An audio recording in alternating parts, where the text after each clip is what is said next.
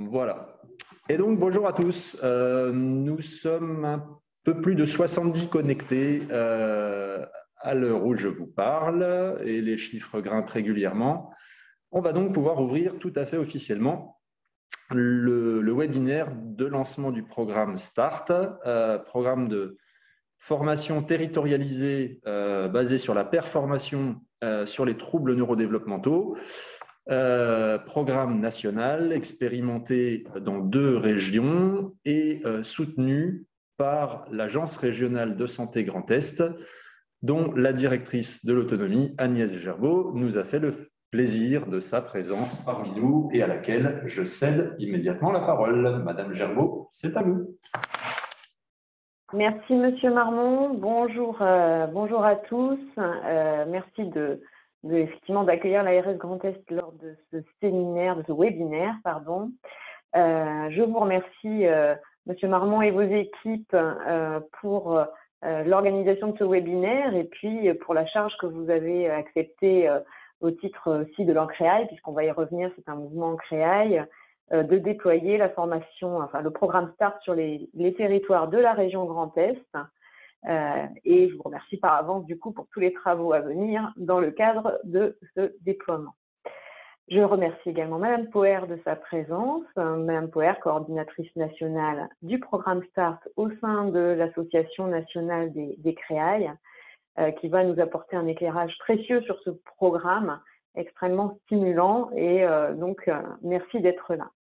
Et puis je remercie bien sûr l'ensemble des participants pour leur mobilisation et je l'espère leur implication à venir dans le déploiement de ce programme au sein de la région Grand Est. Alors vous le savez, hein, la formation est l'un des leviers majeurs pour que la réponse aux besoins des personnes présentant un trouble du neurodéveloppement puisse être adéquate pour ces personnes et porteuse de sens pour les professionnels. C'est une dimension extrêmement importante de l'accompagnement.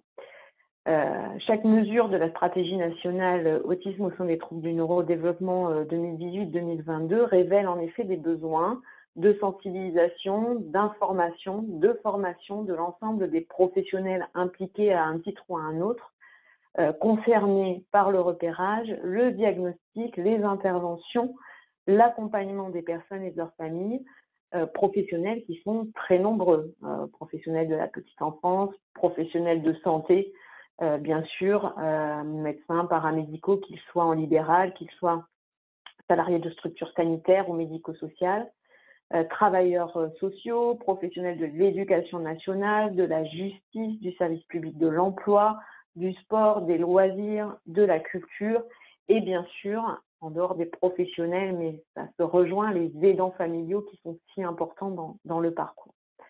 Donc la déclinaison opérationnelle de la stratégie nationale autisme et pour ce qui concerne l'Agence régionale de santé du projet régional de santé sur le parcours de la personne en situation de handicap, cette déclinaison opérationnelle n'est possible qu'avec des professionnels solides dans leur champ de compétences, intégrant leur action dans les recommandations de bonnes pratiques professionnelles, inscrits dans des équipes et dans des réseaux pluridisciplinaires confortés par ces équipes et ces réseaux. Cet enjeu est d'autant plus important que la contrainte, on le sait bien, est très forte du point de vue quantitatif, bien sûr sur les moyens disponibles et au regard de besoins dont l'expression est croissante. Compte tenu des engagements importants visant au repérage très précoce des troubles du neurodéveloppement, la formation des professionnels, les formations de ces professionnels sont aujourd'hui construites pour intégrer non seulement l'autisme, selon la spécialité, les compétences des professionnels à déployer dans le parcours, mais aussi l'ensemble des troubles du neurodéveloppement. Nous avons donc vraiment besoin de professionnels formés, accompagnés, soutenus, en capacité partout sur le territoire d'être un appui au parcours des personnes et de leurs familles, et ce afin d'éviter des diagnostics trop tardifs, voire des errances diagnostiques ou des interventions et accompagnements non adaptés. C'est pourquoi la formation est un enjeu majeur de nos politiques publiques concernant les troubles du neurodéveloppement, enjeu investi depuis à peu près 3 ans particulièrement, tant au niveau national que régional.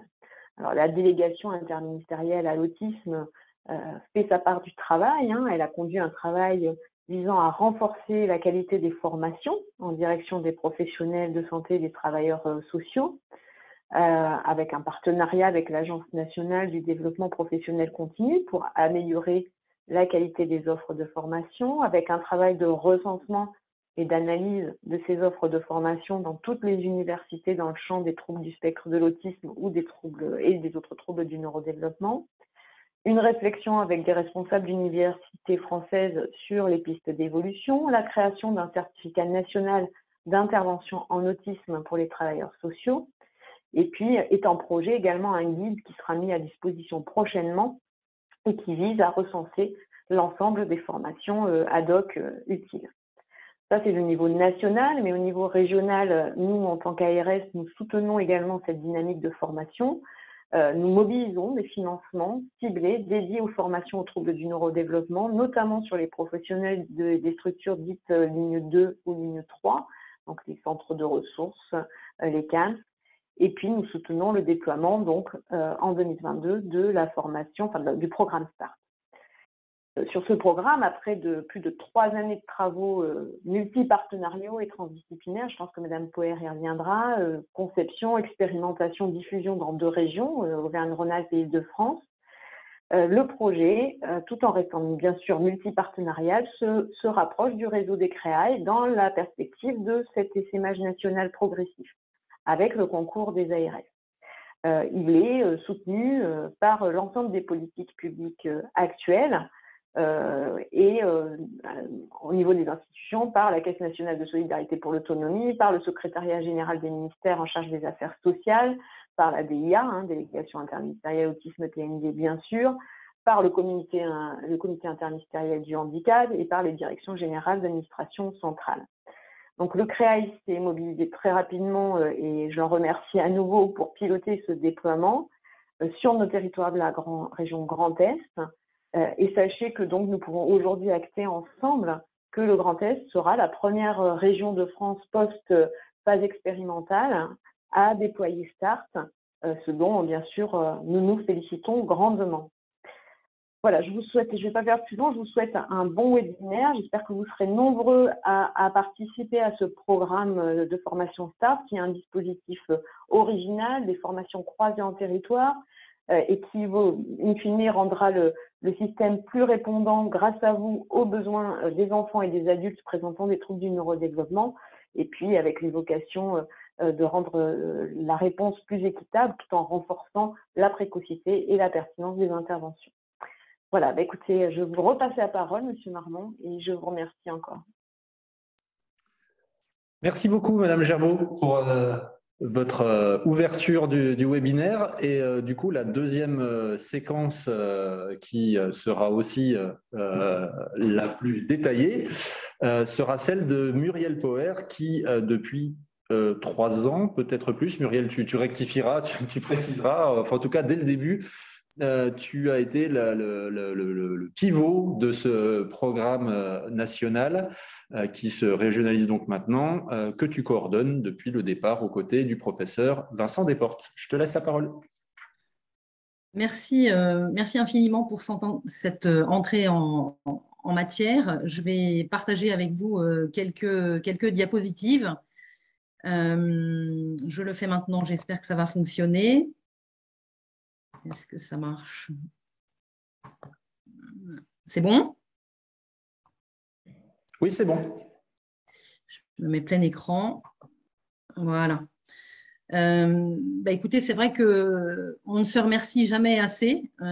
Et donc, je vais moi aussi vous remercier parce que la période est compliquée et parce que nous sommes tous là à ce rendez-vous qui, j'espère, va compter.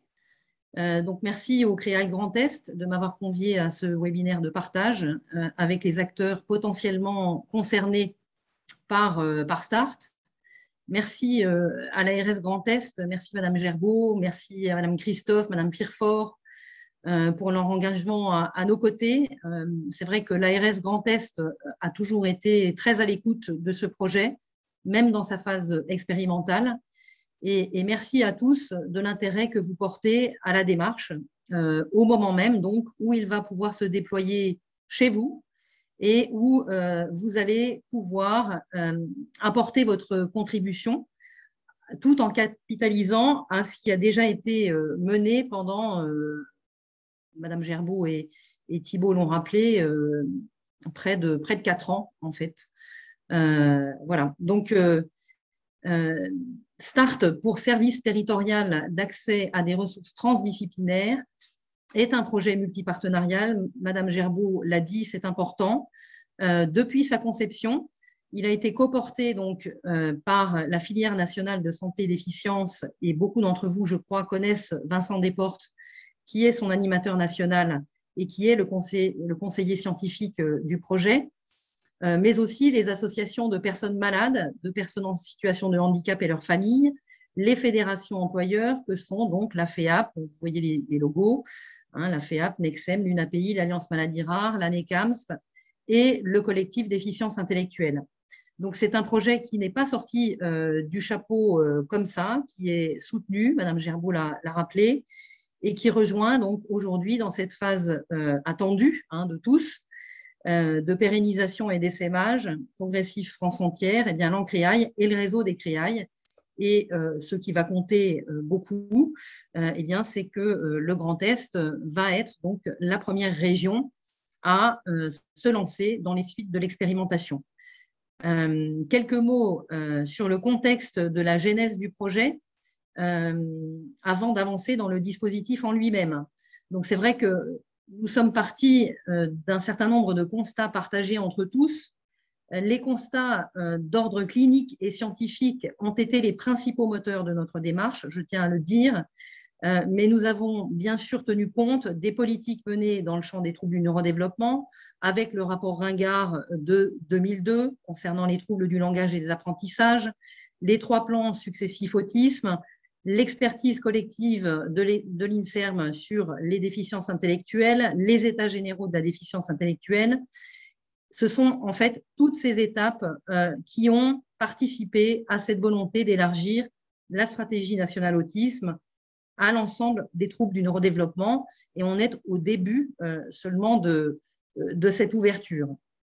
Autre constat partagé, Madame Gerbaud a bien précisé toute l'importance de la formation des professionnels. C'est vrai que ces professionnels, quels qu'ils soient, du soin, de l'accompagnement, restent insuffisamment formés pour plusieurs raisons. Les professionnels, lorsqu'ils sont formés, eh bien, ne sont en général formés qu'à un seul de ces troubles, alors que de nombreuses structures et de nombreux dispositifs sont ressources pour tous les troubles du neurodéveloppement. On a encore une méconnaissance globale des avancées scientifiques et des recommandations de bonnes pratiques professionnelles. Donc, il faut absolument continuer à progresser.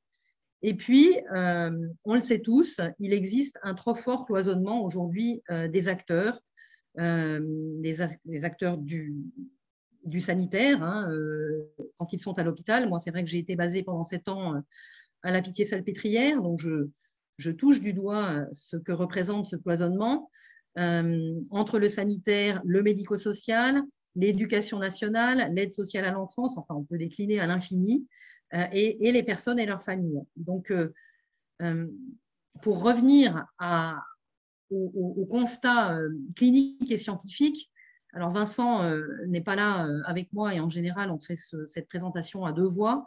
C'est vrai que regrouper tous les troubles du neurodéveloppement sous une seule et même entité, ne gommant pas les spécificités de chaque trouble, c'est extrêmement important, est une approche pertinente sur le plan scientifique, sur le plan clinique, mais c'est une approche extrêmement pertinente aussi parce qu'elle est très opérationnelle en termes de réponse accompagnée pour tous, pour beaucoup de raisons, mais la première étant que plusieurs de ces troubles peuvent être observés simultanément chez une même personne et qu'il s'agit de la règle beaucoup plus souvent que de l'exception. Et donc, c'est autour de ça qu'on a bâti les contenus de START, qu'on s'est mobilisé. Et voilà, il y a d'autres raisons, je ne vais pas développer, on pourrait le faire, mais le temps est compté. En tous les cas, c'est cet argument essentiel, un peu massu, qui nous pousse à passer d'une logique de diagnostic catégoriel à une logique de diagnostic fonctionnel. C'est ce qui nous pousse à passer d'une logique de prêt-à-porter, encore trop souvent en œuvre, à du sur-mesure pour tous, et à passer également donc, de dispositifs qui sont aujourd'hui encore spécifiques, source d'exclusion, générant un sentiment d'inéquité, à des dispositifs qui doivent devenir compétents pour tous. Et c'est en réponse à l'extrême diversité et à la complexité des situations, et parce que la coopération n'est plus une option, que START propose un modèle intégratif de formation décloisonnée, englobant tous les troubles du neurodéveloppement, sans en nier les spécificités, je le répète, c'est important, dans le but de mettre à jour et de décloisonner les savoirs sur les troubles du neurodéveloppement, d'améliorer et de soutenir la transformation des pratiques professionnelles de l'accompagnement et du soin des enfants et des adultes, et d'impulser donc de nouveaux modes de coopération en territoire jusqu'à l'échelle infradépartementale. Et Madame Gerbaud l'a dit, je la remercie de l'avoir dit en introduction, c'est vrai que tous les contributeurs du projet sont animés aujourd'hui de pouvoir contribuer à rendre le système plus répondant aux besoins des personnes, à proximité de leur lieu de vie, plus équitable, tout en renforçant la précocité et la pertinence des interventions. Et donc START n'est pas un dispositif de plus, un outil de plus, un truc qui va gêner encore enfin, voilà, ce qui est déployé aujourd'hui. C'est vrai que ce qui a beaucoup compté pour nous, eh bien, c'est de faire exister un étage de la fusée qui va s'arrimer avec la philosophie déjà et ce qui est déjà déployé, donc la démarche réponse accompagnée pour tous, les principes de la transformation de l'offre que sont l'autodétermination, la mise en œuvre de réponses individualisées dans une logique de parcours, en insistant sur ce principe de co-responsabilité territoriale qui tenait tant à cœur à Marie-Sophie de Saules, mais qui nous tient tous à cœur, je le sais, et dans une visée qui soit la plus inclusive possible. Et donc, le projet est devenu un outil original de la stratégie nationale autisme au sein des troubles du neurodéveloppement, avec cette idée qu'il peut aisément soutenir l'émergence ou le renforcement de certains dispositifs, on y reviendra. J'ai cité là les plateformes de coordination et d'orientation, ça n'est pas un hasard, mais aussi la mise en œuvre des PCPE, des communautés 360, de certaines unités mobiles, les petites unités complexes autisme, troubles du neurodéveloppement. Enfin voilà, c'est un projet qui de par la transversalité qu'il porte, peut aider beaucoup de ce qui est mis en œuvre aujourd'hui en région, très localement. Alors, START, dès l'issue des premières discussions et sur proposition des financeurs, START s'est très vite destiné prioritairement aux professionnels de seconde ligne, tous ceux qui sont au contact quotidien des enfants et des adultes concernés, de façon à coller au plus près des besoins des enfants et des adultes, avec cette intention qui est de mieux prévenir les situations complexes et de faire en sorte que ces situations ne remontent pas trop vite vers un troisième niveau, ces professionnels de troisième ligne qui sont très souvent embolisés encore aujourd'hui. Et donc, je laisse à Thibaut peut-être la primeur ou à Madame Gerbaud de dire à qui va se destiner le projet prioritairement en Grand Est. Je ne sais pas si vous voulez intervenir l'un ou l'autre. Oui, excuse-moi, c'était le temps d'appuyer sur le bouton. Donc oui, en comité de pilotage du déploiement, la décision a été prise de s'appuyer sur les plateformes de coordination et d'orientation, les PCO, étant entendu par là non seulement bien sûr leurs ressources internes, mais aussi et surtout l'ensemble de leurs partenaires professionnels libéraux de santé, les CAMS, CMPP, CMP, IME, CESAD, enfin bref, l'ensemble des professionnels mobilisés autour des plateformes de coordination et d'orientation. Voilà quelle est la cible première sur le déploiement et on le rappellera tout à l'heure quand on précisera le calendrier de tout ça. Voilà. Donc, une priorité qui est donnée voilà, à la petite enfance, à l'enfance en tout cas, au moins dans un premier temps. Et donc, je rappelle là l'objectif général du programme, parce qu'il n'est pas anecdotique, évidemment, c'est de permettre donc à l'ensemble des acteurs d'un territoire donné de co-construire le projet individualisé d'une personne présentant un ou plusieurs troubles du neurodéveloppement et en tenant compte des souhaits de la personne, de ses compétences et ses fragilités, de ses besoins de soutien. Ça, alors, c'est très vite dit, on le sait tous, hein, sur un slide, c'est très vite écrit, mais on sait combien ça mobilise les compétences de chacun pour y parvenir. L'exercice est complexe et bien, cet objectif implique de bien connaître le fonctionnement de l'enfant et les outils d'évaluation et d'intervention adaptés. Je ne vais pas détailler ici les objectifs pédagogiques et les compétences attendues. Ils vous seront partagés par le CREAI dans les documents qui suivront ce webinaire. Mais il y a bien sûr un enjeu fort à partager dans le cadre du programme START, un lexique commun qui va permettre à des professionnels d'horizons divers de mieux se comprendre, pour mieux s'interpeller les uns et les autres et pour mieux s'entraider in fine.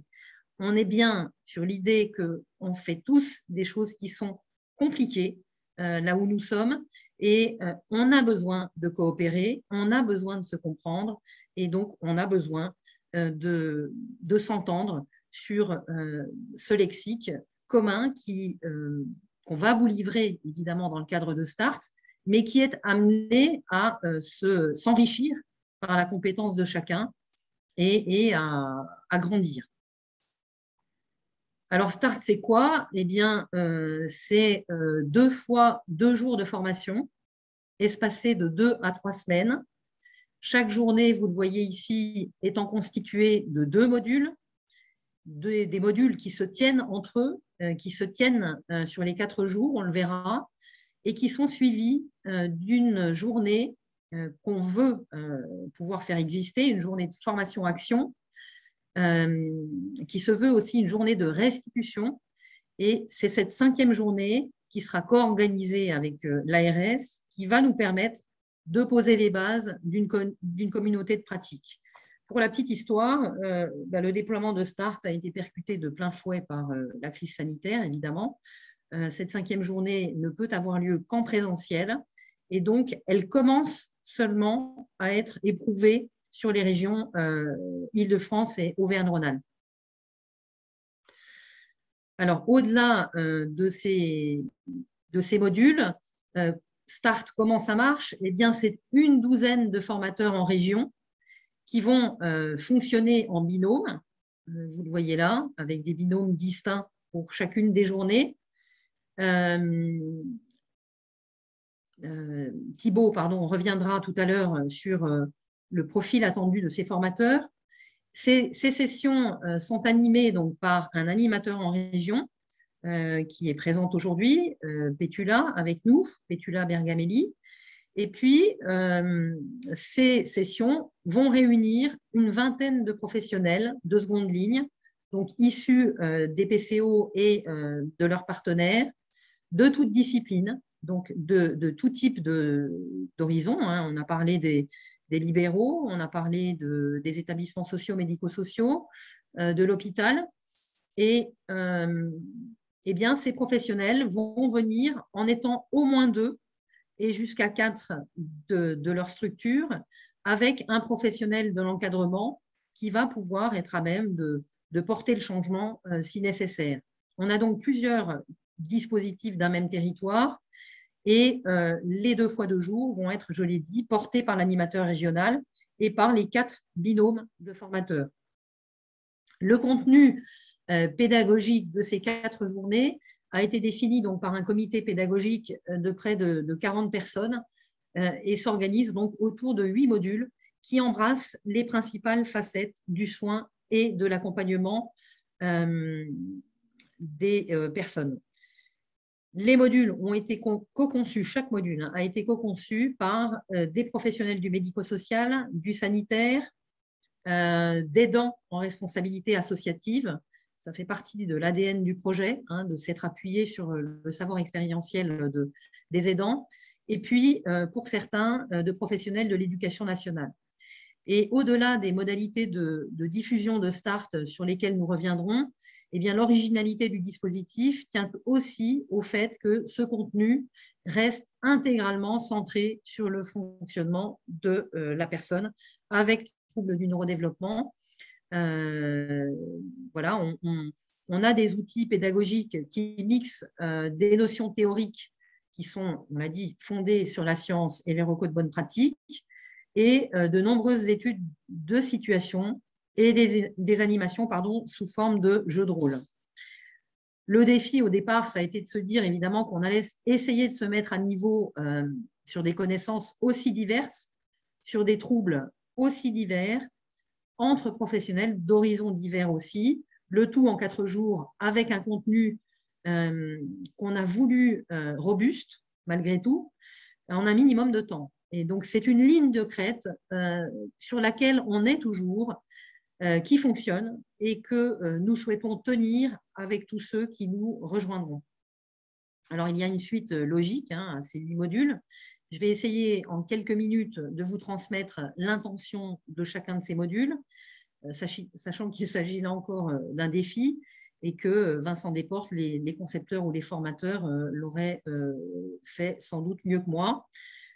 Chacun des modules est très dense, très riche, donc j'en ai tiré un extrait très court. Le module 1, eh bien, comme son nom l'indique, trouble du neurodéveloppement vers un socle conceptuel commun, est attendu des participants. Il donne les fondamentaux et plante le décor pour tous les modules suivants.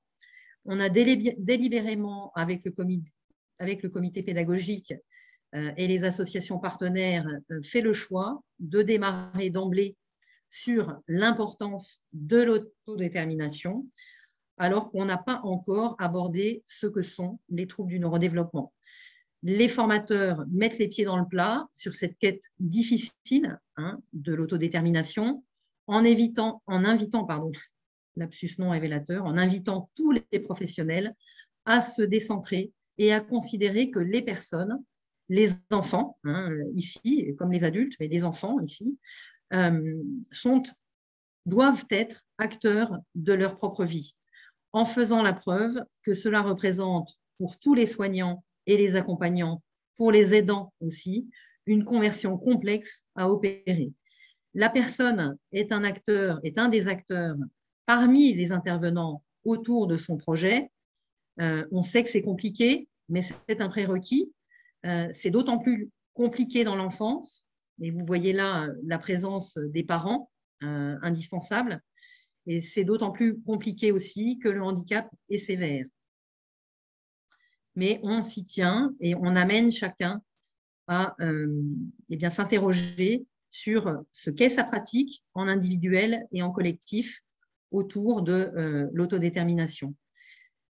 On arrive bien sûr dans la deuxième partie du module aux éléments clés de compréhension des troubles du neurodéveloppement. On s'appuie sur le DSM-5 parce que c'est l'outil aujourd'hui qui est devenu consensuel, qui pose l'intérêt d'une approche décloisonnée des troubles et qui indique que ce qui compte, ce n'est pas le ou les troubles en soi, mais bien l'impact, le retentissement de ces troubles sur le fonctionnement adaptatif de l'enfant, le fonctionnement adaptatif scolaire, familial et social. Et c'est clairement dit à toutes les pages et ça compte évidemment énormément pour nous, L'enjeu, ça n'est pas de mettre l'enfant dans des cases, ni de le tatouer de chiffres. L'enjeu, c'est bien de transformer un diagnostic catégoriel ou pluricatégoriel en profil de compétences et de besoins de soutien. On positionne, je remets cette slide ici, mais bon, elle est tellement importante que voilà, on positionne avec tous évidemment très clairement le fait que les troubles sont très souvent associés, qu'il y a un enjeu à décrypter les fonctions cognitives de l'enfant, de bien prendre en compte les pathologies associées, de considérer l'enfant de façon holistique et pas saucissonné comme c'est encore trop souvent le cas. Et donc, c'est ce décor qui va compter pour la suite. On aborde bien sûr les grandes questions liées au diagnostic en mettant à dessein un S à diagnostic. Pour les médecins, c'est naturel. Pour d'autres, c'est plus compliqué. Pour les parents, ils sont encore bien souvent perdus. Et je reprends ici un exemple que donne souvent Vincent, mais des exemples, il y en a à l'appel. Le pédopsychiatre dit qu'il y a un autisme, le neuropédiatre dit qu'il y a un syndrome de West et le généticien dit qu'il y a une maladie de Bourneville. En fait, tout le monde a raison, simplement, on ne parle pas de la même chose. Et donc, on invite tous les professionnels à différencier les questions essentielles du quoi, le diagnostic, c'est quoi, ce diagnostic positif, du TND, du comment et du pourquoi. Et tant qu'on n'a pas répondu avec tous à ces questions, eh bien, on reste dans une quête qui peut prendre plusieurs années. Je passe au module 2, qui va bien sûr intéresser tous les professionnels de PCO, de CAMS et leurs partenaires. Un module qui est essentiel aussi, celui du repérage, de l'intervention précoce et des annonces diagnostiques. Alors, j'en profite ici pour dire que chaque module a été créé par un petit groupe de concepteurs en pluridisciplinarité et qu'il y a une vraie force dans ce projet à ce qu'on ait pu donc intégrer les savoirs expérientiels des aidants. Vous en voyez parmi les concepteurs et vous en voyez parmi les formateurs. Et à mener donc l'animation de ces modules en binôme avec le concours de parents. Et il y a donc au minimum un parent formateur dans chacune des sessions START. Pour chaque module, on a défini des objectifs pédagogiques en essayant de les rendre le plus concret possible avec des verbes d'action. Ici, donc, prendre conscience de l'importance du repérage et de l'accompagnement précoce, connaître les outils de repérage, connaître les acteurs concernés et construire un partenariat en territoire, savoir orienter vers les ressources en territoire qui soient les plus adaptées pour une évaluation et des interventions qui soient adaptées également, et réaliser l'impact des annonces diagnostiques, apprendre à le dire. Pour chaque module, ou presque, eh bien, on plonge dans le bain avec des situations. On va interroger ici en petits groupes la trajectoire de l'enfant par rapport à ce que l'on connaît du développement normal, du développement ordinaire, et donc en interrogeant chacun sur, voilà, est-ce que c'est normal, est-ce que ça n'est pas normal, et en invitant évidemment chacun à proposer des choses pour chacune des situations qui sera travaillée. On a une alternance de contenu théorique et de mise en situation, avec évidemment le souci de coller aux politiques publiques qui sont mises en œuvre. On fait référence ici, bien sûr, au carnet de repérage et on porte l'utilité de ce carnet auprès de tous. On pense dans ce module les ingrédients d'une intervention précoce et adaptée et on utilise comme outil pédagogique des vidéos et des ressources disponibles. On fait référence bien sûr à la plateforme Handicap Agirto et certaines de ces vidéos. Le module 3 s'attache à l'importance de l'évaluation de la personne, à l'évaluation de ses compétences, de ses fragilités. On sait que l'évaluation, c'est encore bien souvent un gros mot. parce qu'on ne s'est pas compris, parce qu'on ne sait pas toujours de quoi on parle et parce qu'on peut être amené à utiliser des chiffres qui peuvent être hors sol. Donc, du coup, toutes ces questions qui sont complexes sont abordées pendant une demi-journée sous un abord très pratique, au travers de situations singulières et en posant systématiquement ces mêmes questions. Qui évalue-t-on? Qu'est-ce qu'on évalue? Pourquoi on évalue? Comment on évalue? Pour qui on le fait? Et comment on va transmettre l'information? Et ces 4 questions sont menées de façon un peu lancinante pour qu'elles deviennent presque comme un réflexe pour chacune des personnes accompagnées.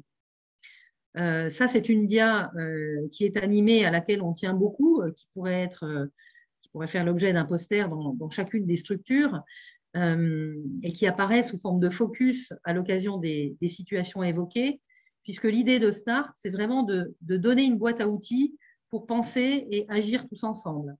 Alors, cette dia a vocation à dire aux professionnels, quel qu'il soit, qu'il a toute sa place dans le processus d'évaluation de l'enfant et que ce qui va compter, c'est ce que chacun va pouvoir apporter de l'observation qu'il mène dans les activités qu'il mène avec l'enfant. Et on a eu, de façon très rare, mais une prof de sport dans une session en Île-de-France, une professionnelle, une prof de sport qui avait absolument tout pigé de ce qu'elle pouvait observer à l'occasion des activités sportives et de la relation qu'elle devait avoir nécessairement avec les éducateurs, avec l'instit même, au sein de l'IME. Donc, voilà, chacun, vous le voyez ici, hein, je ne peux pas balayer toutes les dimensions, mais cette notion d'évaluation multidimensionnelle à faire vivre dans le cadre du projet de l'enfant et dans chacune des structures qui seront représentées dans les sessions, eh bien, sera essentiel à faire vivre, je l'ai dit. Il y a ce jeu de Lego qui fonctionne très bien et qui est très intéressant. Hein. On va placer donc les professionnels en petits groupes et puis un professionnel va devoir décrire aux autres ce qu'il voit. Il va devoir décrire à celui qui ne voit rien, mais il va devoir décrire à ceux qui ne voient pas la même chose. Et l'idée, c'est vraiment ici d'attacher toute l'importance à la qualité de l'information qui est transmise et à la richesse des regards croisés qui vont pouvoir être portés sur une même situation. Le module 4, je vais me répéter, est un module essentiel aussi, hein, attaché à la communication et à ses principes fondamentaux. Là encore, donc, un très court extrait. On pointe là la nécessité de mise en œuvre de stratégies de communication alternatives et améliorées. On sait que ces stratégies sont encore trop souvent insuffisamment mises en œuvre et on va, comme à chaque fois, apporter donc un apport théorique fort et pratique. Je vous partage ici cette citation très évocatrice. Si notre seul outil est un marteau, tous les problèmes sont des clous. Bon, quand on a compris ça, tout est dit. Reste évidemment à ce que chacun s'interroge et mette en œuvre une réflexion à l'aune de ce qu'il peut mettre en œuvre et à se saisir du bon outil pour répondre au mieux aux besoins de l'enfant qui est en face de nous. Il y a là encore un jeu de rôle où on met en scène des situations pour que chacun fasse un pas de côté et comprenne bien ce processus de décloisonnement qui doit être à l'œuvre systématiquement dans le quotidien. Et le module acquisition et apprentissage, donc le module 5, c'est certainement le module qui est le plus centré sur les troubles des apprentissages. On a un challenge dans START, hein, un autre challenge qui est de trouver un équilibre dans tous les troubles. Et pour que voilà, ce que l'on sait d'un trouble puisse profiter aux autres troubles. Alors, on a là encore un apport théorique important sur la mise en place des grandes fonctions cérébrales, mais on associe ce travail à un gros travail sur les situations qui sont centrées sur des troubles spécifiques. Donc là, je vous ai mis la réponse aux situations, mais en pratique, bien évidemment, on n'affiche pas bien sûr tous les troubles.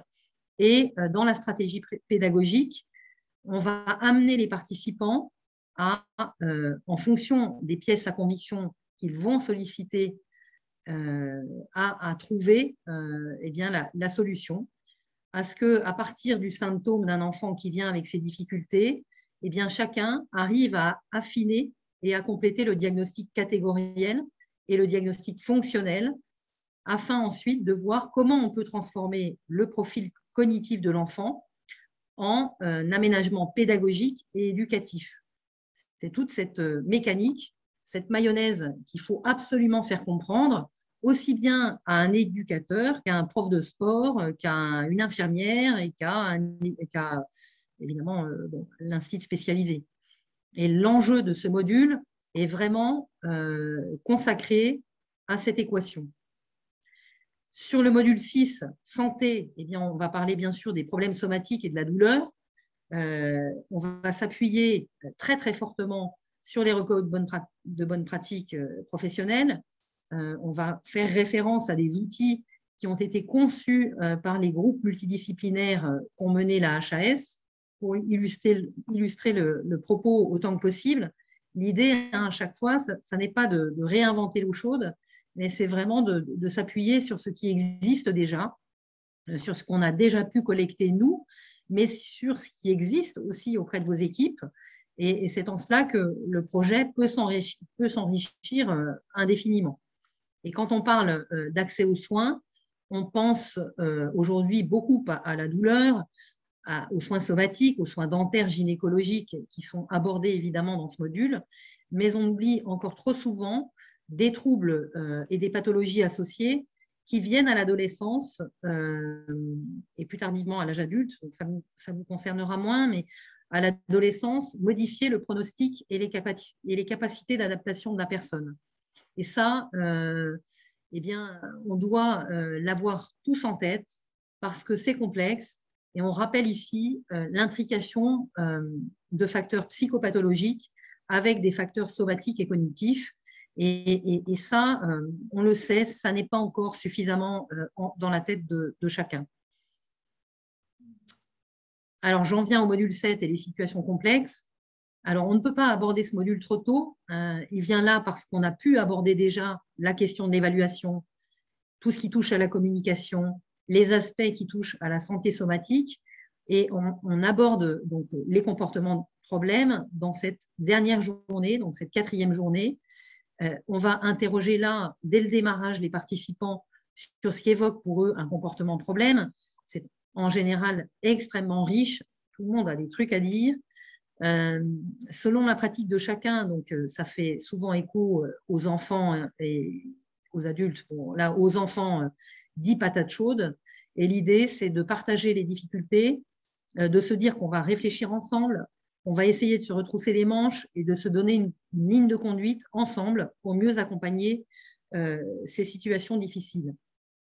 Donc, on amène tout le monde à réfléchir à comment on a pu en arriver là. On reprend avec les participants les différentes phases de la crise. Tous ces dias ont été conçus par l'équipe de Vincent Guinchat, que vous connaissez peut-être, l'USIDATU, cette unité de soins très particulière à la Pitié qui accueille en fait tous les enfants et les adultes dont la France ne veut plus, qui sont pour la plupart donc en Belgique, mais qu'il va falloir progressivement réaccueillir chez nous. Donc voilà, comment on peut interroger à chacune des phases de la crise, les possibles. Comment on peut réfléchir déjà au repérage de signaux faibles de la crise, ce qui peut permettre de désamorcer une crise Alors, cela suppose évidemment de bien connaître le fonctionnement stable de la personne, dans son niveau basal, et de savoir aussi qu'on ne revient pas en post-crise comme avant. Et comment est-ce qu'on peut prendre la situation de post-crise et de faire en sorte qu'elle est utile pour la suite, aussi bien pour la personne elle-même, pour les autres personnes de l'établissement et pour les professionnels. L'ambition de ce module, c'est de bien faire comprendre l'intérêt, s'il ne l'avait pas déjà compris avant, d'une approche écosystémique. Le trouble du comportement, ce n'est pas que la douleur, ce n'est pas que la psychiatrie, ce n'est pas que l'environnement qui n'est pas ajusté, ça peut être l'une de ces causes, ça peut être toutes ces causes, et c'est important de se le dire et de le partager tous ensemble. Donc, le trouble du comportement a une fonction, ça n'est pas le fait du hasard, et bien, comment on décrypte tous ensemble, là encore, ces situations, comment on élabore tous ensemble et comment on met en œuvre un plan de soutien, comment on évalue ce plan de soutien et comment on le réajuste dans la durée.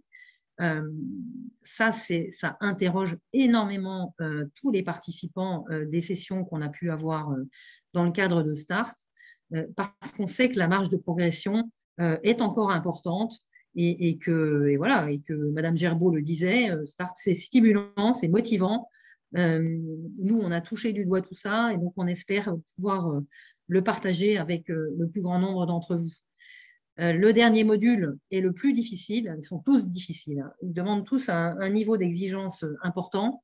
C'est vrai que le module 8, il est particulièrement difficile parce qu'en fait, c'est là que va s'agréger tout ce qu'on a pu voir avant. Alors, les professionnels commencent à se connaître, ils ont déjà passé 3 jours ensemble. L'enjeu de ce module, c'est de bien comprendre la logique de l'élaboration des projets personnalisés d'accompagnement. C'est de comprendre les enjeux de coordination de parcours. On a aujourd'hui des professionnels qui ne connaissent pas encore suffisamment ce qui se joue autour d'eux. Et donc, voilà, on espère contribuer à ça aussi, de faire en sorte qu'ils se positionnent comme ressources sur un territoire donné, quel que soit le professionnel. Un AMP, enfin je cite l'exemple de l'AMP, mais voilà, tous les professionnels, autant qu'ils sont, ont un rôle à jouer dans l'accompagnement des enfants, et un rôle qui n'est pas ni mineur ni majeur, un rôle essentiel. Et ça, il faut qu'ils en aient conscience, qu'ils ressortent de START en ayant bien compris voilà, le rôle qu'ils avaient à jouer. Et alors, on s'appuie sur une situation prétexte que l'on suit de la naissance à l'âge adulte. C'est Jérôme. Et Jérôme, ici, eh bien, c'est un grand ado. Alors ça, par exemple, j'ai pris cet exemple-là, j'aurais pu, en fonction de vous et des PCO, choisir la naissance. Mais c'est vrai que pour les CAMS qui assistent à ça, eh bien, c'est extrêmement intéressant et illustrant eh bien, de ce qu'ils ne savent pas. C'est-à-dire que les CAMS, les PCO vont préparer au mieux qu'ils peuvent eh bien, l'enfant à cheminer avec ses parents en le livrant eh bien, à ceux qui vont suivre, sans eh bien, savoir que quand bien même l'enfant a pu être bien préparé, eh bien, il va y avoir encore ensuite des étapes, des défis à relever. Et là, évidemment, on interroge cette période de la transition. Donc, on sait qu'elle est très pourvoyeuse de situations de rupture. Et ça va être le cas de Jérôme. Donc, dans la dimension pédagogique de START, en fait, on va interroger à chaque phase tout ce qui se joue à l'occasion de chacune des phases. Et donc, on va interroger les participants sur les différents éléments du parcours de Jérôme, ceux qui nous sont déjà donnés, ceux qui ne nous sont pas donnés, et on va faire des propositions indépendamment du réel de Jérôme. C'est-à-dire qu'à chaque fois, après, on va revenir sur le réel de Jérôme, Mais voilà, Jérôme, il est né de mémoire, je ne sais plus, 97. Il y avait un certain nombre de dispositifs qui n'étaient pas encore à l'œuvre. Donc voilà, c'est comment on réinterroge le parcours de Jérôme à l'aune de ce qu'on connaît aujourd'hui. Donc c'est vrai que ce module 8, il agrège beaucoup des notions qui ont été vues précédemment. Il vient là comme une synthèse et une mise en pratique des modules précédents. J'en ai terminé avec voilà, cet extrait très court, parce qu'en fait, chacun des modules compte, grosso modo, je ne veux pas vous effrayer, parce que ce sont des modules qui vivent très, très bien, mais il y a grosso modo plus d'une soixantaine de slides pour chacun de slides et d'outils pour chacun des modules. Donc j'en reviens à ce niveau d'exigence qui est attendu, mais qui est d'une très très grande richesse à la fois pour les formateurs et pour les participants. Donc voilà, je vous livre ici quelques-uns des enseignements principaux de la mission d'évaluation qui a été menée. Donc une cohérence des objectifs et des contenus de START au regard des avancées scientifiques et des orientations des politiques publiques. Je dirais heureusement, puisque c'est tout ce qu'on a souhaité, avec un dispositif qui s'insère très naturellement dans les objectifs de politique publique, la conception et la mise en œuvre d'un programme de formation transdisciplinaire. Ça a été le cas aujourd'hui, et j'espère qu'avec Grand Est, mais il n'y a aucune raison que ça ne dure pas, eh bien ce sera toujours le cas, hein, avec ce regroupement de savoirs uniques sur le sujet des troubles du neurodéveloppement qui prend en compte les savoirs expérientiels, un bon niveau de satisfaction des participants, tant sur le fond que sur la forme, avec 70% auprès de 70% des personnes interrogées. Et puis, ça, il faut le dire, c'est important, 90% des stagiaires estiment que la pluridisciplinarité des formateurs est un point fort. Ça fera le lien avec ce que dira Thibaut tout à l'heure. Et un socle commun de connaissances très apprécié, une amélioration des pratiques pluridisciplinaires prometteuses. Et là, c'est vrai que voilà, on n'a pas encore pu mettre en œuvre de façon suffisamment robuste cette 5e journée. C'est ce à quoi on va s'atteler avec vous aussi dans les mois qui viennent. Et voilà, pardon, voilà, cette 5e journée hein, qui se mettra en œuvre eh bien, probablement, dans le meilleur des cas, qu'à partir de 2023 en Grand Est. Mais c'est bien d'avoir cette perspective. C'est bien d'avoir cette perspective aussi de la mise en œuvre de communautés de pratique professionnelles, parce qu'on sait que ce qu'on demande dans START doit s'inscrire dans la durée, et bien qu'on sollicite chacun des professionnels sur un effort cognitif, hein, pour chacun aussi.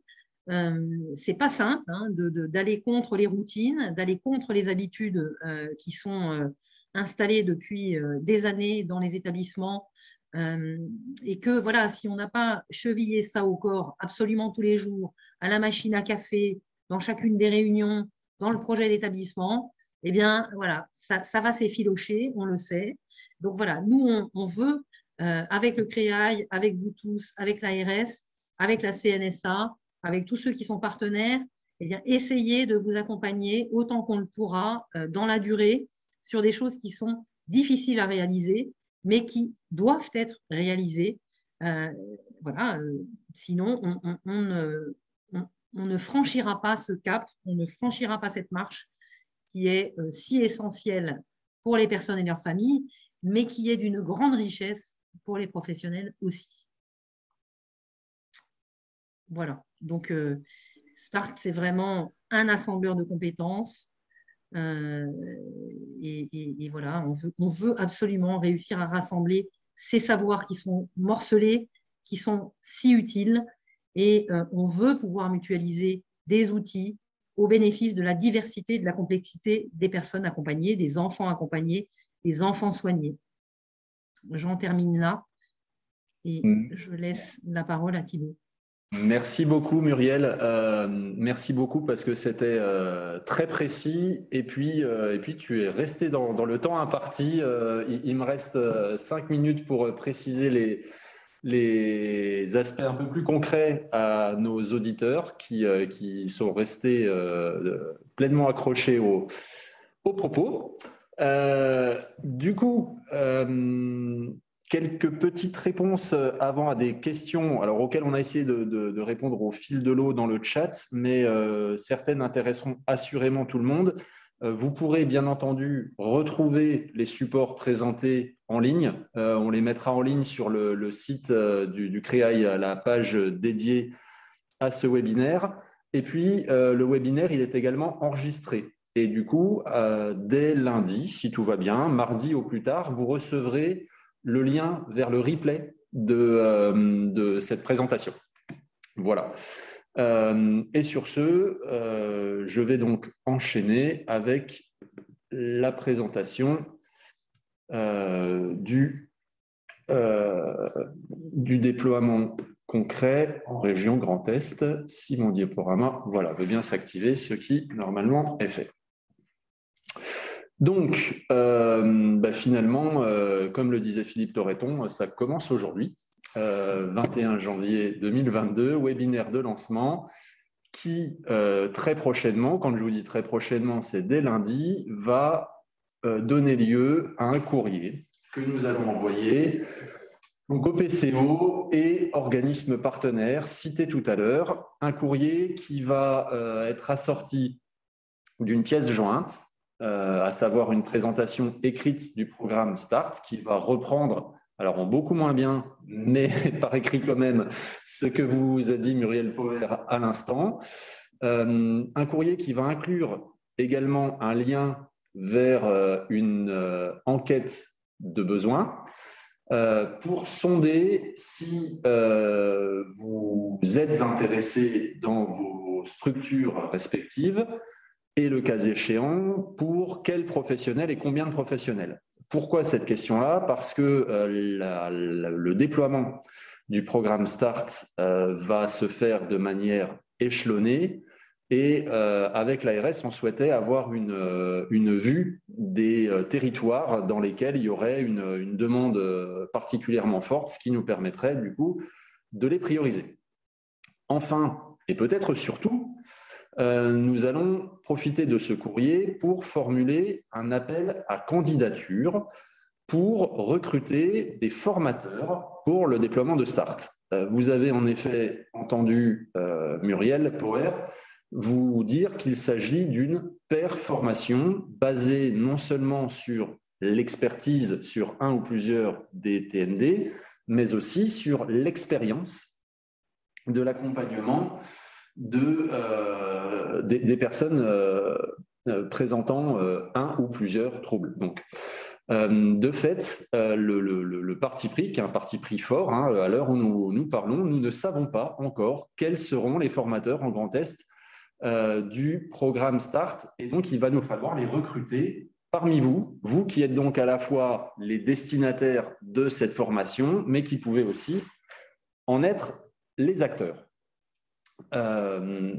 Et puis, comme je vous le disais, on va vous envoyer, à vous particulièrement, qui avez assisté à ce webinaire, un lien replay qu'on vous invite évidemment à partager le plus possible. Bon.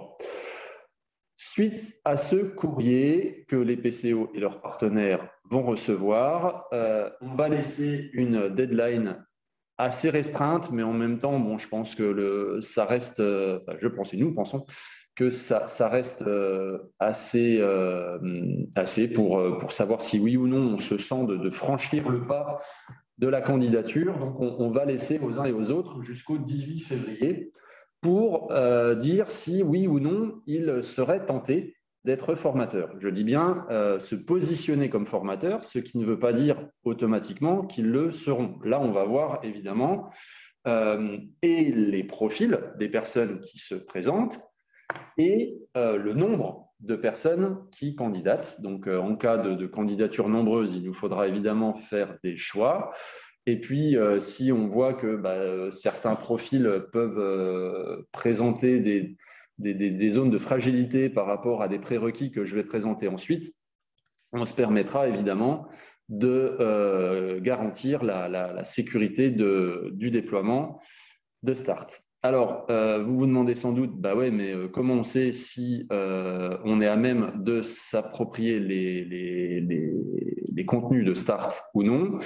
Eh bien, à l'issue de la sélection des candidatures, on va donc prendre le temps de lire sur quelques jours et sélectionner. On va faire un retour aux candidats très rapidement après la deadline donnée. Et si on condense un peu le temps, c'est qu'une formation de formateur dans la programmation nationale, hein, n'oublions pas qu'on est en déclinaison régionale d'un programme national, était positionnée les 9, 10 et 11 mars. Donc là, des formateurs nationaux vont pouvoir former les futurs formateurs de Start en région Grand Est, formation qui aurait lieu à Paris sur 3 jours. Enfin, on vise le déploiement d'une première session de formation en juin. Alors, on n'a évidemment pas encore les dates à l'heure où nous parlons, mais disons que l'objectif, c'est ça. Donc, Muriel disait tout à l'heure, 2 jours espacés de 3 semaines, plus 2 jours. Donc, voilà, ça, c'est l'objectif juin. Avec la 5e journée, on verra comment on la positionne, si c'est plutôt 3 mois après, 6 mois après, ça on reverra à ce moment-là. Mais donc du coup, peut-être soit début 2023 comme évoqué tout à l'heure, soit au 2e semestre 2022, on ajustera aussi selon les contacts pris avec les stagiaires. Et puis une 2e session de formation plutôt programmée, alors on a mis octobre, on va dire plus globalement 2e semestre, octobre ou novembre 2022. Donc voilà, pour cette année, 2 sessions de formation. Une session de formation, ce sont 20 participants, 20 participants qui sont évidemment souhaités d'horizons les plus divers possibles. C'est-à-dire que si un très gros établissement nous dit c'est super, moi je veux une formation pour moi avec 20 pros de mon établissement, ça c'est exactement ce qu'on ne cherche pas. On cherche évidemment à croiser les regards sur un même territoire. L'angle territorial a une importance première, mais à croiser les regards disciplinaires, à croiser les regards sectoriels, à croiser les regards institutionnels au sein d'une session de formation. C'est vraiment le parti pris. Alors, concernant les formateurs qui sont recherchés pour déployer le programme START, il y a, on va dire, 3 plots essentiels. Le premier, c'est bien sûr de disposer de connaissances théoriques et de disposer d'expériences pratiques. On a dit sur au moins un TND. On peut le présenter réciproquement, c'est-à-dire qu'on ne cherche pas le super spécialiste, expert de tous les TND d'un coup, parce qu'on sait que celui-là, si d'aventure il existe, ce qui n'est pas sûr, il sera au moins très très rare et très probablement très très pris par sa propre file active, sa propre patientèle, selon où il travaille. Donc voilà, mais en tout cas, une expérience et une connaissance sur au moins un TND. Et cette expérience et cette connaissance doit être actuelle. C'est-à-dire qu'on attend des formateurs qu'ils soient encore en contact régulier, sinon quotidien, de personnes présentant un trouble du neurodéveloppement. On attend ensuite des personnes qui se positionneront, qu'elles connaissent bien le secteur du soin et ou de l'accompagnement médico-social. Bref, qu'elles aient une connaissance des rouages qui viennent structurer les parcours de soins et d'accompagnement des personnes concernées. Et puis, ça va peut-être sans dire, mais ça va toujours mieux en le disant, on attend des personnes qui se positionnent, qu'elles présentent des capacités d'animation, ou à minima une appétence à l'intervention devant un groupe, une appétence aux réflexions interdisciplinaires. Alors, j'ai mis le trans entre parenthèses parce que la notion de transdisciplinarité est parfois jargonnante, mais en tout cas, c'est bien l'idée. C'est-à-dire qu'on veut plus que des disciplines qui se juxtaposent, on veut bien plutôt des disciplines qui se parlent. Voilà. Point important, les formateurs n'interviendront jamais seuls, mais toujours à minima à 2. C'est-à-dire que vous aurez tendanciellement à vous positionner sur un module plutôt que l'autre. Encore une fois, on ne demande pas à chacun de maîtriser tout, mais un module fait une demi-journée et chaque journée est animée par 2 formateurs. L'un plutôt sur le matin, l'autre plutôt sur l'après-midi, mais les deux pouvant intervenir tout au long de la journée. Donc, si l'idée du binôme est totalement rédhibitoire, bah voilà, c'est plutôt une clause exclusive. Enfin, alors c'est pas elle pour le coup, c'est pas une clause exclusive, mais ça peut assurément être un plus s'il y a déjà de l'expérience des candidats dans la formation des adultes. Évidemment, c'est toujours ça de prix pour la suite. Comment pouvez-vous vous positionner en tant que postulant formateur sur le programme START? C'est pas très original. Vous nous envoyez. Alors en fait, le nous, c'est pas nous, c'est elle, la dame en jaune, qui est à ma gauche sur le truc. Donc ça doit être peut-être à votre droite sur l'écran. Je suis pas très très bon en symétrie, donc voilà, vous m'avez compris, elle est cotée quoi. Et qui est Petula Bergamelli, qui est donc la coordinatrice du déploiement de START en région Grand Est, qui n'est pas présente à temps plein au Créaï Grand Est, mais qui se fera un plaisir de vous répondre si vous avez des questions. L'interlocutrice, c'est elle. Vous avez en principe l'orthographe de son nom à l'écran, et puis on mettra ses coordonnées dans le courrier que vous recevrez donc dès lundi pour que vous puissiez la joindre de façon directe. On vous invite également à adjoindre à votre CV un petit courrier de présentation. Alors, on a préféré l'expression courrier de présentation à lettre de motivation, mais disons que le contenu pourrait néanmoins s'en rapprocher. Disons en gros quelles sont vos expériences dans l'accompagnement des TND, éventuellement dans la formation, mais après des aspects aussi très très concrets. C'est-à-dire, est-ce que vous avez des disponibilités ou au contraire des indisponibilités sur certains jours de la semaine, parce que vous avez entendu que c'est 2 jours consécutifs, 2 fois 2 jours consécutifs, START, et donc si vous n'êtes disponible que les lundis et les vendredis, ça pose problème. Est-ce que vous êtes prêt à faire des déplacements? On est bien sur un déploiement Grand Est, et notre ambition est de constituer une équipe de formateurs qui soit pérenne. Voilà, donc et qui soit donc appelée, si on commence, je ne sais pas moi, à Metz ou à Reims, qu'elle puisse se déplacer à Strasbourg, à Mulhouse, à Épinal, etc., etc. Enfin, n'oubliez surtout pas de nous préciser quels seraient, au conditionnel, mais c'est une indication essentielle pour nous dès le départ, les modules qui retiendraient votre attention privilégiée. Voilà. Donc ça, c'était plutôt des indications à destination de ceux qui veulent se positionner comme formateurs. Maintenant, les indications non neutres à destination de ceux qui veulent se positionner comme stagiaires de la formation sont les suivantes. On aura à cœur de communiquer le plus en amont possible sur les dates de formation, dès que notre staff de formateurs sera stabilisé, bien sûr, et que du coup, Petula aura pu, avec eux, fixer des dates. De là, des infos sur les inscriptions partiront.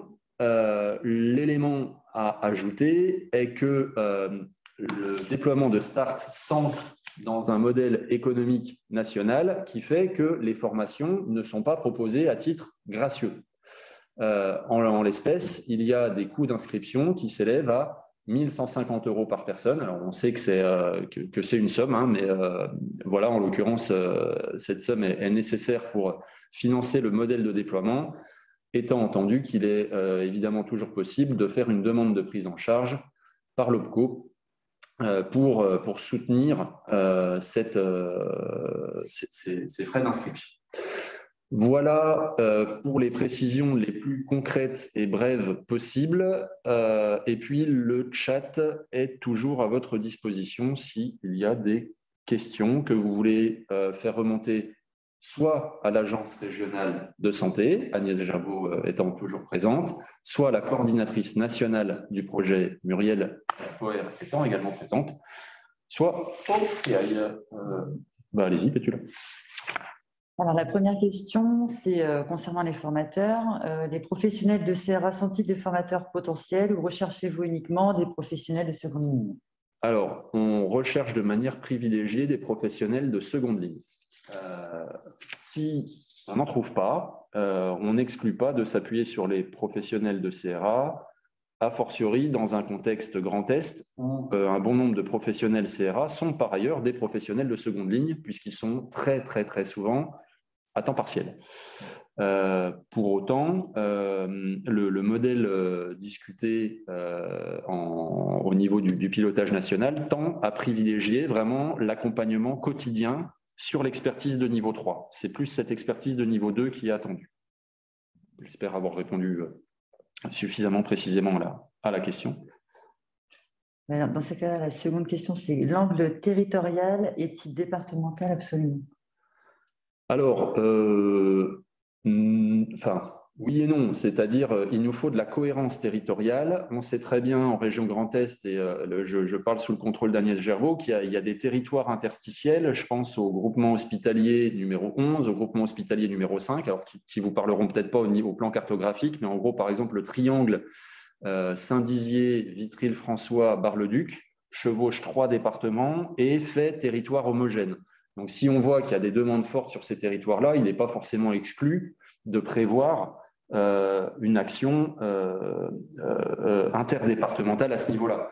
Idem concernant la zone nord du Bas-Rhin avec la zone est de la Moselle. Ça peut faire sens d'avoir… Voilà, donc moi, je vais plutôt parler de proximité géographique plutôt que d'un modèle départemental figé. Après, c'est vrai qu'on ne vous cache pas que le premier regard, il va être départemental, mais on ne va pas s'arrêter à ça. Ça sera pas… Voilà. Madame Gerbeau, je ne sais pas si vous voulez ajouter un mot à ce sujet. Non, c'est tout à fait ça. Je pense que c'est la logique même du projet que d'être sur des communautés territoriales de pratique. Et donc, il faut tenir compte des réalités territoriales de ce. Voilà. Eh bien, la dernière pour le moment, la formation sera-t-elle en présentiel? Oui, tout à fait. Là, je vais plutôt me tourner vers Muriel. Je ne sais pas si tu disais que comme beaucoup d'autres choses, la crise sanitaire a un peu fait un strike dans l'organisation initialement prévue. Est-ce que vous avez eu des expériences de distanciel? Comment ça s'est passé? En fait, on a été contraints, oui, parce qu'on a reprogrammé, déprogrammé, reprogrammé, voilà. Et les deux ARS qui ont financé donc l'expérimentation nous ont demandé expressément de tester le distanciel. Donc pas le distanciel en bonne et due forme, hein, parce qu'en fait on a conservé toute la matière des différents modules, mais on a conservé aussi la co-animation. Et contre toute attente, on a eu d'excellents retours aussi, ce qui fait que on serait plus à l'aise aujourd'hui à pouvoir proposer, si la crise sanitaire continuait à nous embêter encore longtemps, ce que personne n'espère évidemment, mais à pouvoir, pourquoi pas, proposer selon le même modèle, 2 fois 2 jours espacés de quelques semaines, du distanciel en co-animation. Et c'est vrai que la richesse du binôme fonctionne aussi par écran interposé. Ok. Bon retour d'expérience. Voilà. En tout cas, dans le modèle qu'on avait imaginé, nous, mais Start, c'est plutôt du présentiel.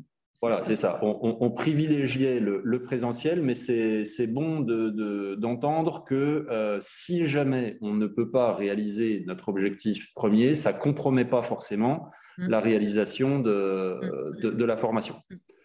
Merci. Est-ce qu'il y a d'autres questions qui sont en suspens? Alors, la dernière, cette formation peut-elle être financée par les CNR, formation TMD, octroyée par l'ARS? Madame Gerbeau. Je pense qu'il faudra qu'on se penche sur la question. Voilà, je n'ai pas de réponse à apporter immédiate. Il faut qu'on voit de quel CNR on part et surtout comment ça s'insère par rapport au modèle global. Donc voilà, je note la question. Le modèle de Start, tel qu'il a été donc modélisé, c'est vraiment que le projet puisse rentrer dans le droit commun de la formation, donc qu'il puisse être financé par les OPCO de chacun des professionnels, quoi. Après, il pourra peut-être, je ne sais pas, on verra comment on va avancer là-dessus, mais il pourra peut-être y avoir des professionnels qui n'arriveront pas à mobiliser leur OPCO. Enfin, je ne sais pas. En tout cas, de notre côté et avec la CNSA, en partenariat avec la CNSA, on fait tout pour que voilà, les OPCO puissent financer Start. OK. Merci. Une autre question ?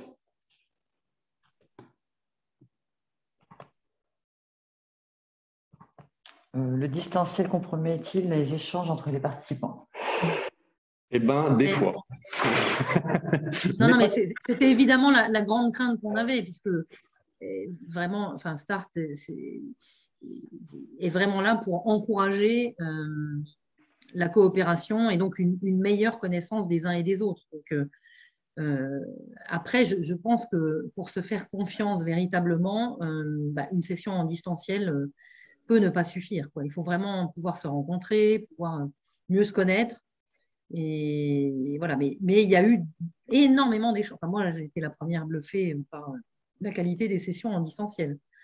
Donc, le modèle fonctionne et on est sur 20 participants. Et c'est vrai qu'en distanciel, on ne peut pas dépasser, enfin, et même en présentiel, 20, c'est bien.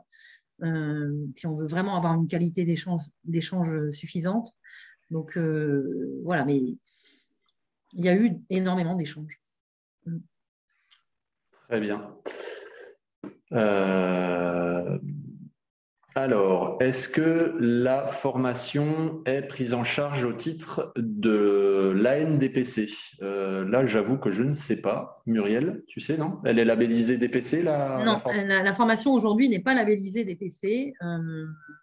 Et pour la petite histoire, on a essayé, bien sûr, mais l'ANDPC a beaucoup de difficultés à accepter les formations multidisciplinaires.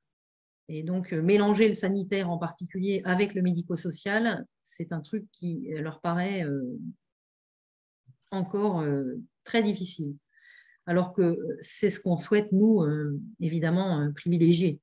Donc, voilà, on n'a pas insisté. Ça ne veut pas dire que ça ne changera pas, mais en tout cas, il faut savoir que les professionnels, en fait, enfin, nous, de l'expérience qu'on a dans le cadre de la filière, on a plusieurs DU qui s'adressent très directement aux médecins, aux libéraux, ils sollicitent assez peu leur DPC, bizarrement. Donc, bon, il y a des raisons pour lesquelles on n'a pas insisté, mais… effectivement, il faudra qu'on surveille, voir dans quelle mesure ça n'empêche rien ou si au contraire ça fait obstacle à l'inscription des professionnels de santé. Il y a un professionnel de CESAD qui demande si on a une idée du type de contrat qu'on peut proposer. Donc là, j'imagine que c'est par rapport aux formateurs. Et ça m'amène une précision importante que je n'ai pas faite tout à l'heure, me semble-t-il.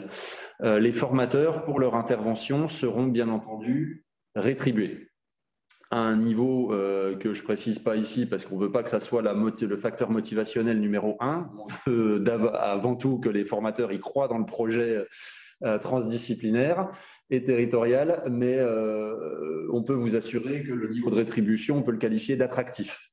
Voilà, ça c'est une certitude. Donc le contrat, après, il va dépendre finalement des souhaits des professionnels. Soit il s'agit de professionnels qui ont par ailleurs une activité d'indépendant et ils peuvent facturer directement leur intervention, soit ils auront un contrat de salarié occasionnel, de vacation en fait. Mais dans tous les cas, leur intervention sera assurée. Leur intervention pendant les 3 jours de formation. Mais on demande un engagement fort à ces professionnels et c'est aussi, voire surtout, ce qui explique que le niveau de rétribution soit très favorable et très attractif. C'est-à-dire que les 3 jours de formation de formateurs, eux, ne sont pas rémunérés. Donc, c'est un engagement de départ qui est demandé aux futurs formateurs, étant entendu que la rémunération, ils vont la trouver après. Ça, c'est un premier point. Le deuxième est que l'appropriation des contenus de Start va demander, et c'est a fortiori vrai des premières sessions de formation, un temps d'appropriation. Et que ce temps d'appropriation, lui aussi, est finalement laissé à… en gros, il n'est pas valorisé, quoi. Il est inclus dans le niveau de rémunération des journées de formation. Enfin, on comptera sur l'engagement durable de ce staff de formateurs pour être force d'appui, voire d'animation ou de co-animation de la communauté de pratique qui a vocation à émerger. Alors là, on parle d'un temps moyen, voire long, au moins une année, mais c'est important de l'avoir en tête dès le départ. Raison pour laquelle on se permettra sans doute une prise de contact avec les formateurs ou les candidats formateurs pour être sûr d'être OK sur les engagements réciproques de cette équipe, de cette équipe non permanente. Muriel, est-ce que j'ai oublié un point important là-dedans?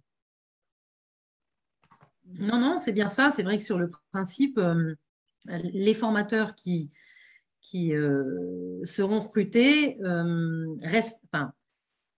sont ressources pour le territoire, pour la région. Alors, de l'expérience qu'on a, ils ne sont pas du tout assaillis de questions. Mais c'est vrai que dans le principe, comme c'est un processus, Start, comme on l'indique, on va démarrer quelque chose, mais voilà, on s'inscrit dans la durée. Donc, on a besoin qu'il puisse y avoir un engagement suffisant de chacun pour que dans 6 mois, on ne nous dise pas ah ben non, finalement, ça ne marche pas, je ne peux pas, machin. Enfin, voilà. Donc, c'est vrai que et ça a encore une fois très bien fonctionné en Ile-de-France et en Auvergne-Rhône-Alpes. Donc, je suis à peu près, je suis convaincue que ça marchera aussi en Grand Est. Mais on inscrit la philosophie du projet, ce n'est pas un one-shot, quoi. C'est vraiment ce processus qu'on veut absolument tenir parce qu'on sait que ça ne se fera pas facilement en une fois et voilà, et que les principes de coopérer, c'est pas simple. Donc Très bien. Écoutez, je ne vois plus de questions apparaître. Si c'est le cas, on vous dit déjà qu'on reste à votre disposition si une question ne serait pas apparue là et qu'elle émergeait pendant le week-end. Voilà, c'est souvent, je ne sais pas vous, mais moi, c'est souvent la nuit qu'elle pousse ces questions. Voilà, c'est pas forcément un mode de vie, mais c'est comme ça. Donc, n'hésitez pas à contacter Pétula qui vous donnera des réponses. Si elle ne les a pas dans l'immédiat, Muriel est là pour nous appuyer dans le déploiement en région Grand Est. Et donc, on lui relaie quand on n'a pas réponse aux questions directement. L'ARS et l'IPAI restent mobilisés pour mettre tout ça en œuvre. On vous remercie beaucoup pour le suivi de ce webinaire et on espère vous retrouver très bientôt. Voilà. Au revoir. Au revoir à tous. Merci pour votre mobilisation. Au revoir. merci beaucoup. À bientôt.